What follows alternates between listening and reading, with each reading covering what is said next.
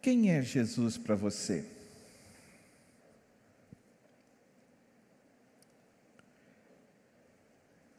Jesus, algumas pessoas falam que é uma energia, um espírito. Quem é Jesus para você? Você já teve um encontro com Jesus Cristo? Algumas pessoas falam que já conseguiram falar com Ele. Quem é Jesus para você? Alguém que está distante, que você não consegue se relacionar? Existem diversas histórias que são intrigantes de pessoas que receberam até a visita de um homem branco nos seus leitos de hospital, no meio de acidentes. Você já viu Jesus? Você já falou com Jesus? Quem é Jesus? Essa pergunta surgiu na igreja de Colossos. Quem é Jesus? E o apóstolo Paulo respondeu àqueles irmãos sobre quem era Jesus. Abra sua Bíblia, Colossenses capítulo 1, do verso 15 ao verso 19.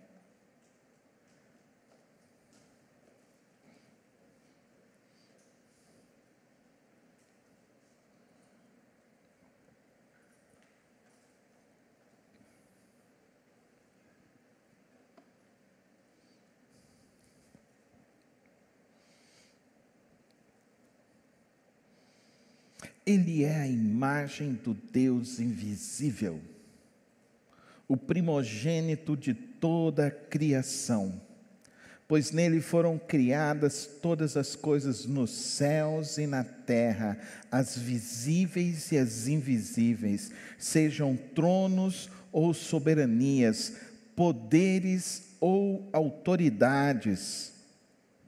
Todas as coisas foram criadas por ele e para ele.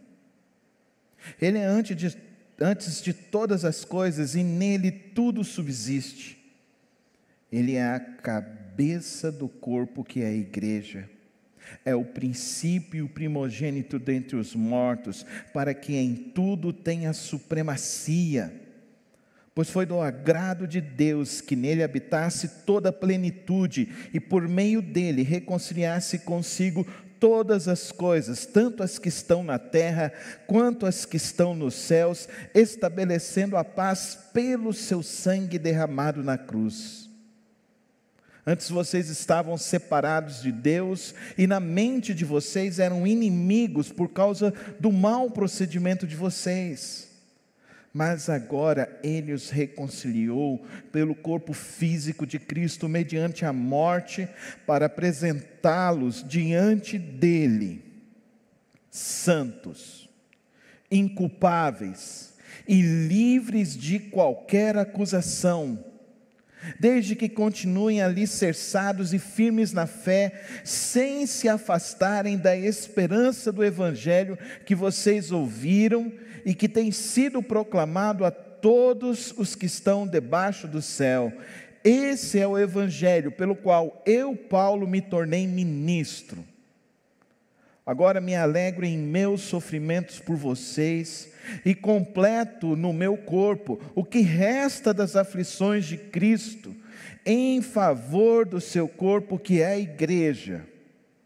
Dela me tornei ministro, de acordo com a responsabilidade por Deus atribuída a mim, de apresentar-lhes plenamente a palavra de Deus, o mistério que esteve oculto durante as épocas e gerações, mas que agora foi manifesto a seus santos. A ele quis Deus dar a conhecer entre os gentios a gloriosa riqueza deste mistério, que é Cristo em vocês, a esperança da glória. Nós o proclamamos, advertindo e ensinando a cada um com toda sabedoria, para que apresentemos todo um homem perfeito em Cristo. Para isso eu me esforço, lutando conforme a sua força que atua poderosamente em mim. Pai Celeste, que nesta noite tua palavra nos esclareça da vida do teu Filho Jesus Cristo. Que a tua palavra nos mostre claramente quem é o teu Filho. Quem é aquele que é digno de ser louvado, exaltado e adorado por nós. Que nossos corações realmente, ó Deus, se voltem ao Senhor e que Teu Espírito Santo nos ilumine no caminho e no verbo que é o Teu Filho. Ilumina-nos nesta noite, em nome de Jesus. Amém. Se seu filho hoje perguntar, pai, quem é Jesus Cristo? Como você vai explicar para ele quem é Jesus Cristo? É um anjinho? É um fantasminha? É alguém que você conversa com ele, mas ele não te responde? Como que você explica quem é Jesus? Como que você se relaciona com Jesus Cristo?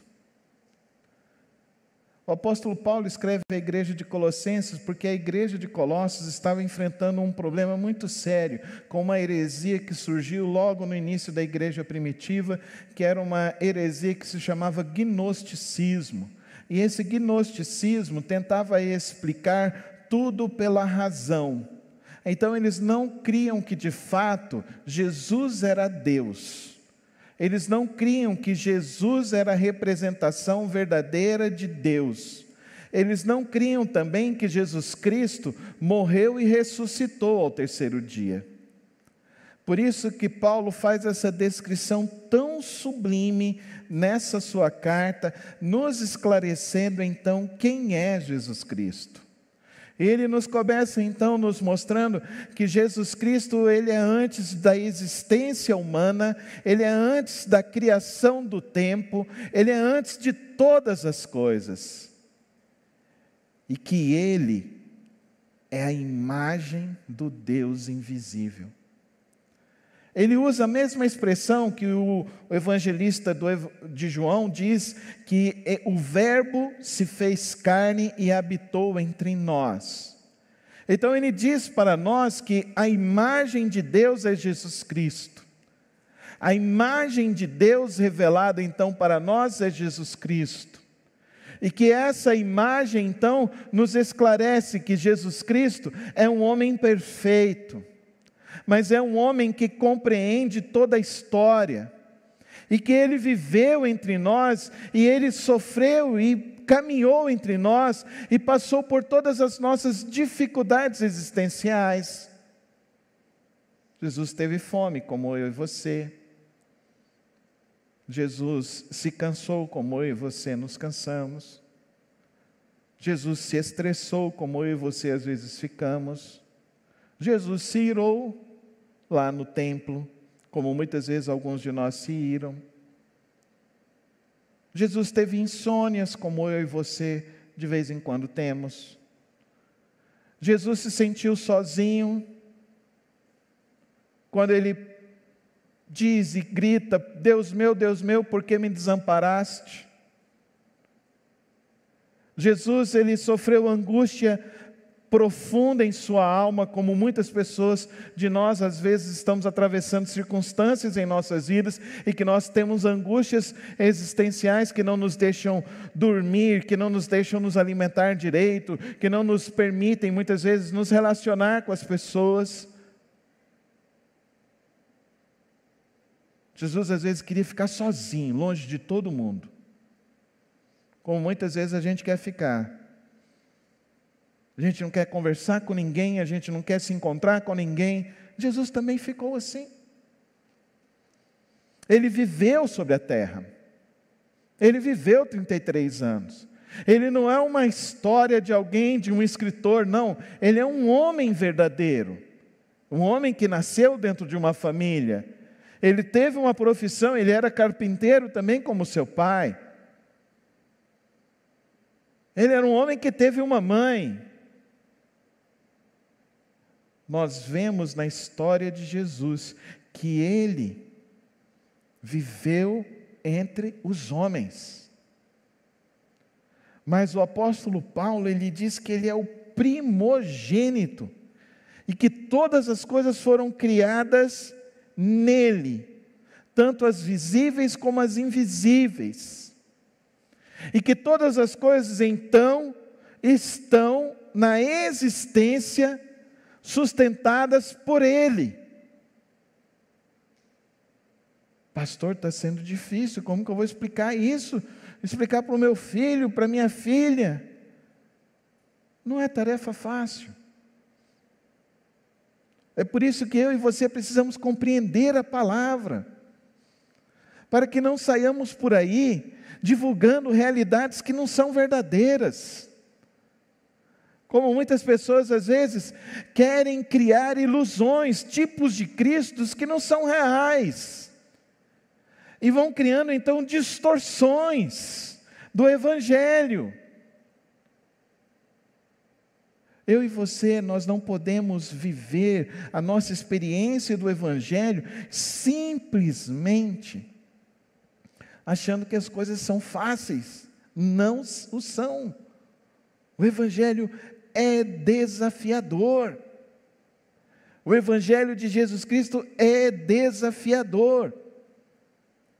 Agora, se Cristo viveu e Ele demonstrou que Ele é a imagem do Deus invisível, o apóstolo Paulo traz uma lição para a igreja de Colossos. E essa lição eu gostaria que você entendesse nesta noite. Verso 18. Ele é a cabeça do corpo que é a igreja. É o princípio e primogênito dentre os mortos, para que em tudo tenha a supremacia. Ele precisa ser supremo em nossas vidas. Ele é a cabeça da igreja. E aqui, então, eu e você precisamos fazer um esforço para entender. Ele é o corpo de Deus. Ele é a demonstração de Deus.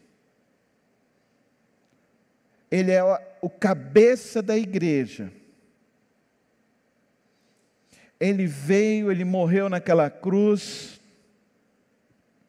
E quando eu e você nos encontramos aqui dentro, ou nos encontramos em momentos de dificuldades, nós aprendemos e precisamos ir aos pés da cruz e entender que Ele verteu sangue inocente, que Ele verteu sangue precioso por nossas vidas. Ele sofreu o castigo que nós merecíamos. Ele morreu a nossa morte, para que pudéssemos então começar a experimentar o que de fato deve ser vida com Deus. Por isso ele precisa ser supremo. E aqui então ele diz para nós que ele reconciliou a todas as coisas por meio do seu sangue derramado. Se você quer um evangelho fácil, se você quer um evangelho sem dor, se você quer um evangelho que você só pula e tem alegria, você não está no evangelho de Jesus Cristo. A marca singular do evangelho de Jesus Cristo é te levar a compreender que alguém morreu em seu lugar. É te levar a compreender que você levou alguém à morte. É te levar a compreender que por mais que você tente ser justo, tente ser bonzinho, você se torna culpado no Evangelho, por causa da morte de Cristo Jesus na cruz do Calvário.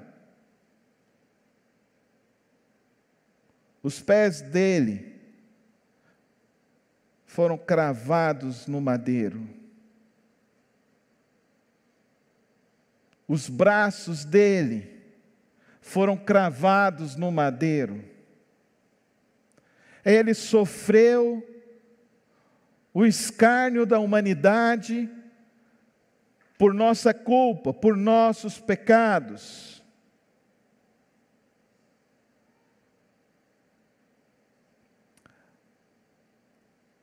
Evangelho sem cruz é evangelho sem Cristo. Daqui a pouco, quando vamos distribuir os cálices, é para lembrarmos então que existimos por causa de Cristo,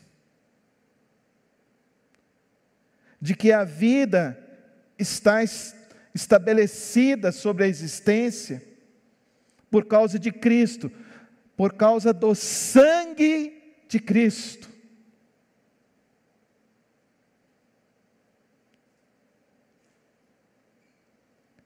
Mas ele ainda continua dizendo para nós: antes vocês estavam separados de Deus, verso 21, e a mente de vocês eram inimigos por causa do mau procedimento de vocês. Existem pessoas que acham que são boas.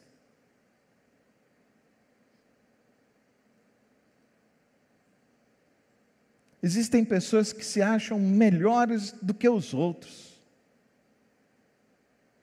Existe um evangelho hoje que as pessoas se acham mais merecedoras do que qualquer outra pessoa, que se acham mais merecedoras até de outros ímpios, que não frequentam igreja, mas prosperam nas suas vidas, estão bem, não tiveram dificuldade nenhuma, não tem dificuldade nenhuma, pastor.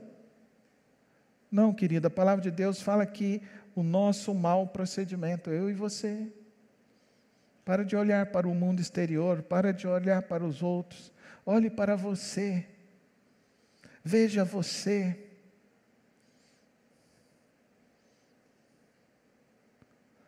Todos nós, quando acordamos hoje, nós abrimos os nossos olhos e até acreditamos que éramos bons. Mas quando a gente chegou na frente do espelho, a gente olhou e só a gente sabe qual é o nosso engano, qual é o nosso erro, qual é o nosso pensamento mau, qual é lá dentro de nós o que é de fato podre, fédito, que a gente não gosta que ninguém veja.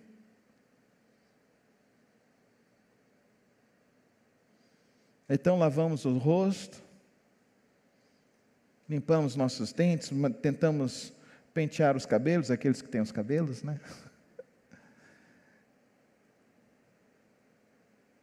Vestimos nossas máscaras e saímos por aí pelo mundo tentando enganar as outras pessoas e dizendo para elas: eu sou uma boa pessoa, eu sou bom.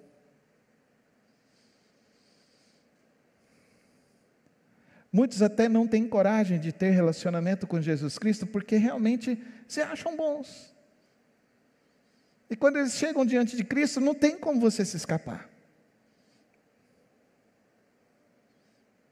Não tem como você fugir. O verdadeiro evangelho é esse que te leva na cruz e te leva a reconhecer as tuas faltas, os teus pecados, os teus maus pensamentos, os teus maus procedimentos. Que te leva então a olhar e perceber o seguinte.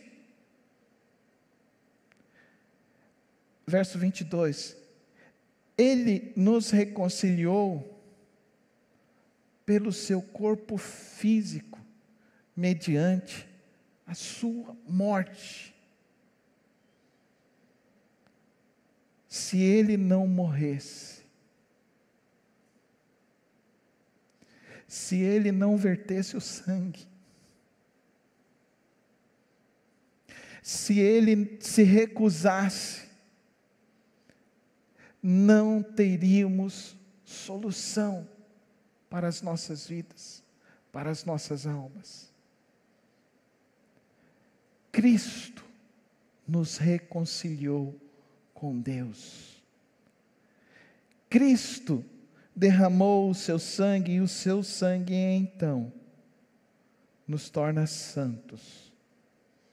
O seu sangue nos torna inculpáveis, nos torna livres de qualquer acusação. E aí é o ponto fundamental desta noite, versículo 23. Continue então como? Alicerçados e firmes na fé do Evangelho. Fique firme no Evangelho.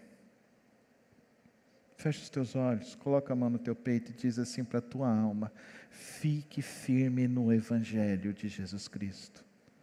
Fala, igreja. O Evangelho é que Ele morreu pelas nossas culpas. Só havia uma alternativa para nós. A alternativa é Jesus Cristo. Não é a religião. Não é a sua tradição religiosa. Não é os altos enganos religiosos. Não são as nossas coisas que vão nos levar para o céu. Não. O que nos leva para o céu é o Evangelho de Jesus Cristo.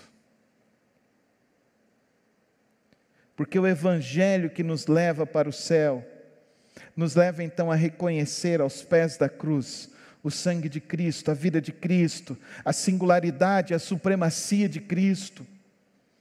Nos leva então a reconhecer a toda a voluntariedade de Cristo. Estampa para nós categoricamente o amor dele por nossas vidas, quando nós ainda não merecíamos nada.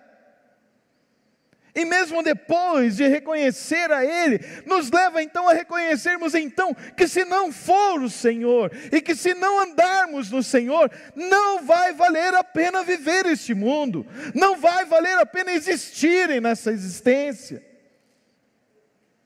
Porque todo esse espetáculo que eu e você temos diante da vida, é só para um propósito: reconhecermos Cristo. Conhecermos Cristo e termos esperança em Cristo. E aí Paulo então diz que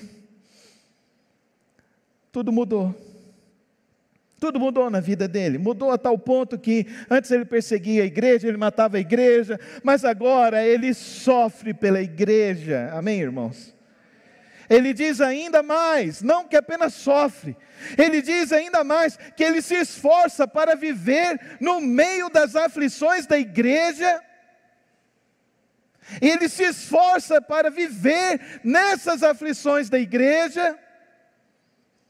Ele se esforça para não se desviar das aflições da igreja, porque ele entendeu que ele precisa continuar agindo como Cristo agiu.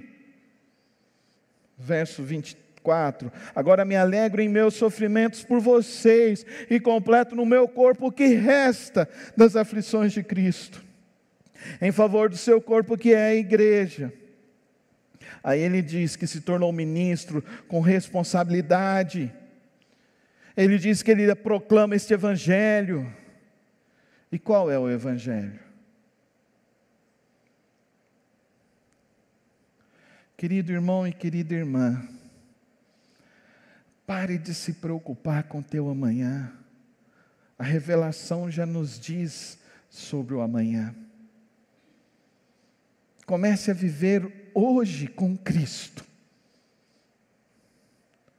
O nosso grande problema da vida moderna é justamente isso. Nós estamos vivendo muito mais no amanhã do que vivendo o hoje.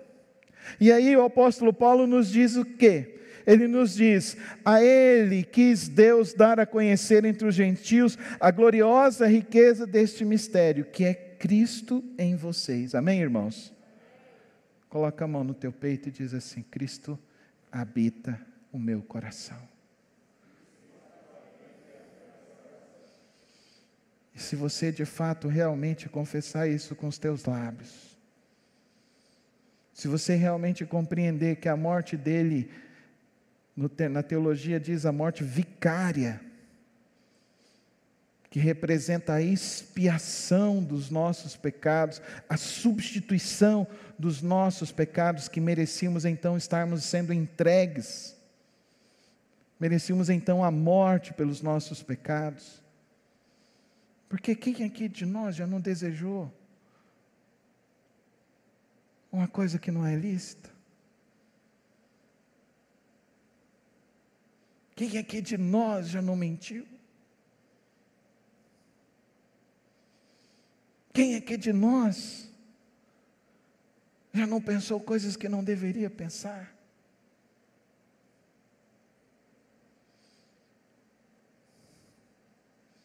O Evangelho é Cristo, não mais distante, mas em nós. Qual Cristo em nós? O Cristo que morreu na cruz do Calvário por nossas vidas. Quando eu te perguntei quem é Cristo nesta noite, quando eu te fiz essa pergunta, eu gostaria que você saísse daqui nesta noite entendendo que Jesus Cristo é o Filho do Deus vivo. Que Jesus Cristo se entregou voluntariamente pela sua vida, pelos seus erros, pelos seus pecados.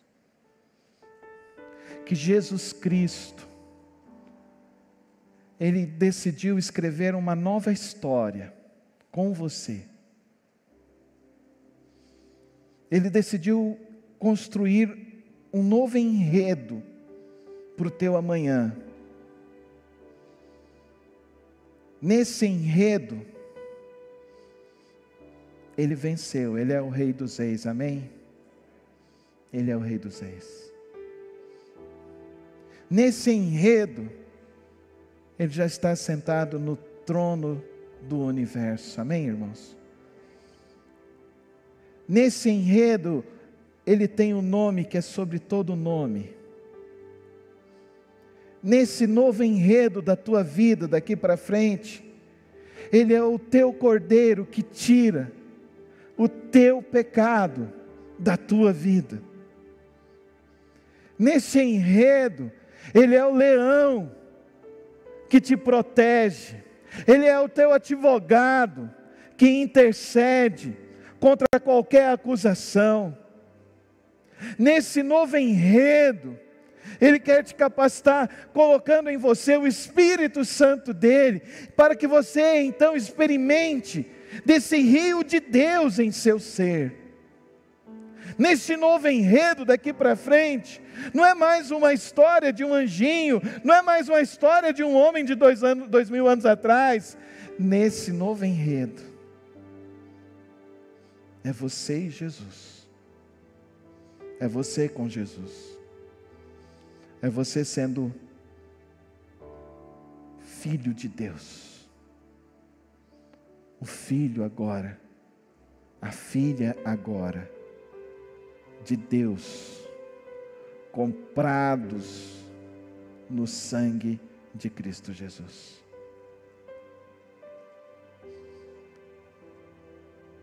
Eu não sei se você assistiu o Poderoso Chefão, mas se você não assistiu, vale a pena assistir. A minha esposa fala que eu vejo teologia em tudo, e eu vejo teologia em tudo. Mas que trilogia! Você se lembra como que era feito o pacto? Pacto de sangue. Que você não poderia então quebrar o pacto de sangue com a família.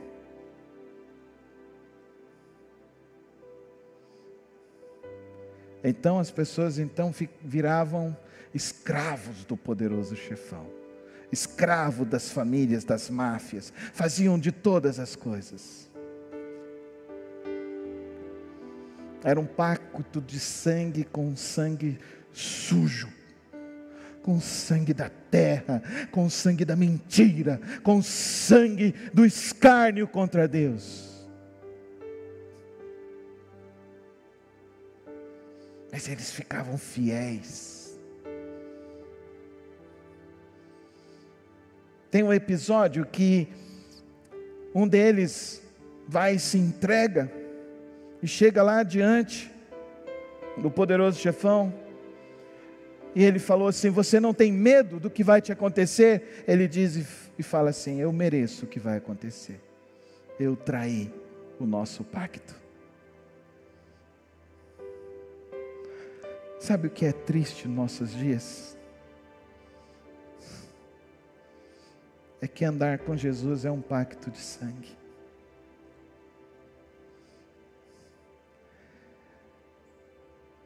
É que andar com Jesus, Ele derramou o verdadeiro sangue, sangue precioso.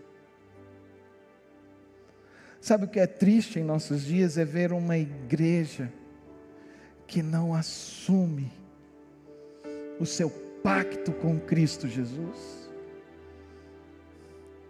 que troca por qualquer coisa,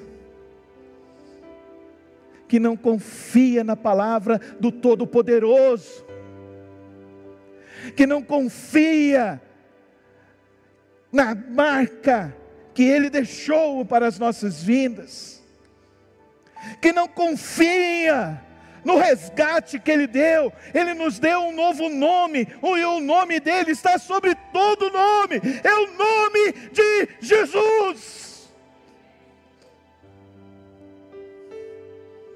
Não é mais um pacto baseado nas falas humanas, não. É um pacto que foi vertido naquela cruz.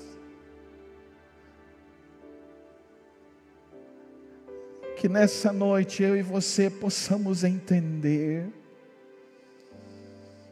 que esse evangelho custou a vida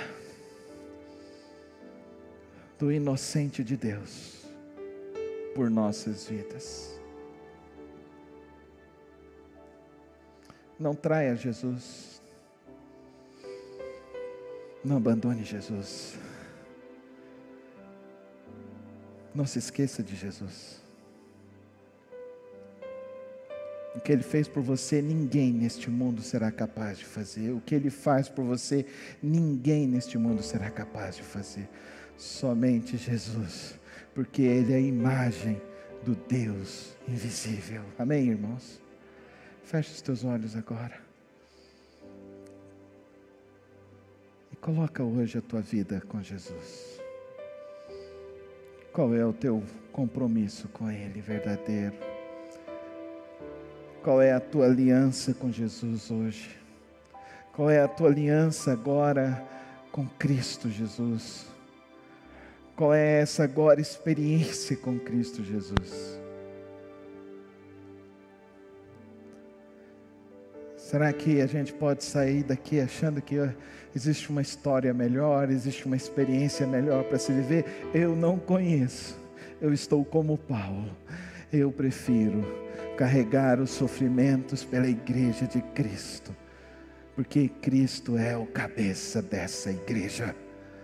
Eu prefiro viver com Ele, eu prefiro andar com Ele, eu não vou negociar Ele, eu andarei com Ele. Que esse seja o teu propósito, que essa seja a tua verdade, que esse seja o teu compromisso com Ele. Eu andarei com Cristo Jesus, porque Ele é o meu Salvador, o meu Redentor, e eu sei que Ele vive, e eu sei que Ele voltará, e eu andarei com Ele para todo sempre, e habitarei na casa dEle por toda a eternidade. Talvez você esteja andando longe de Deus.